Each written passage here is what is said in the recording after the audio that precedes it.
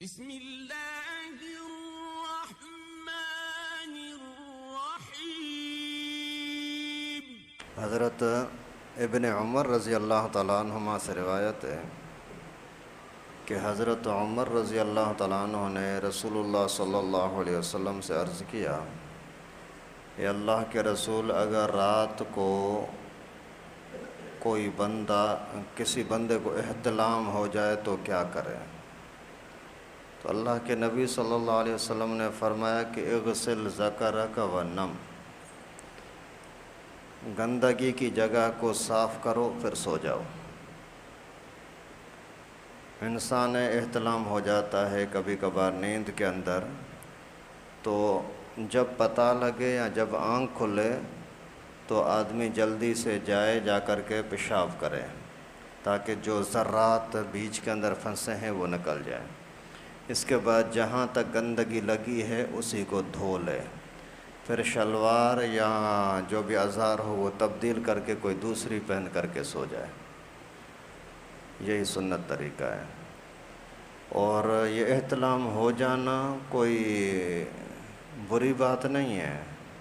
کبھی کبھار جوانی کی وجہ سے احتلام ہو جاتا ہے، جسمانی گرمائش کی وجہ سے، کبھی زیادہ کھانے کی وجہ سے ہو جاتا ہے، کبھی کبھار برے خیالات کی وجہ سے ہو جاتا ہے۔ دن کو آدمی برا سوچتا رہتا ہے تو رات کے ٹائم پر اسی وجہ سے ہو جاتا ہے۔ کبھی کبھار جسمانی کمزوری کی وجہ سے بھی احتلام ہو جاتا ہے، زیادہ چائے پینے کی وجہ سے بھی احتلام ہوتا ہے۔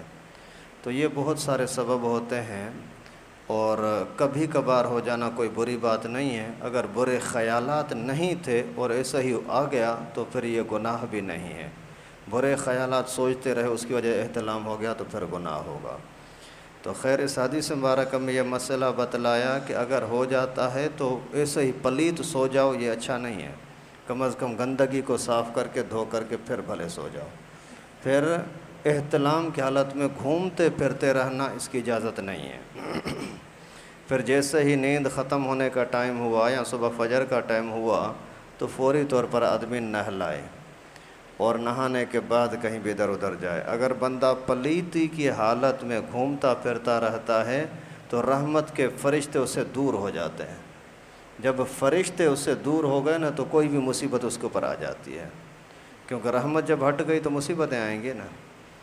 اور کبھی ایسا ہوتا ہے کہ آدمی خواب کے اندر دیکھتا ہے کہ مجھے احتلام ہو گیا، لیکن جب آنکھ کھلتی ہے تو پھر دیکھتا ہے کوئی گندگی کا اثر نشان نظر نہیں آتا، تو اس کے اوپر غسل لازم نہیں ہے۔ لیکن اگر کوئی بندہ ایسا ہے جس کو خواب یاد نہیں ہے، لیکن جیسے صبح کو اٹھا تو گندگی لگی ہوئی تھی، تو اس بندے کے اوپر غسل کرنا لازم ہے۔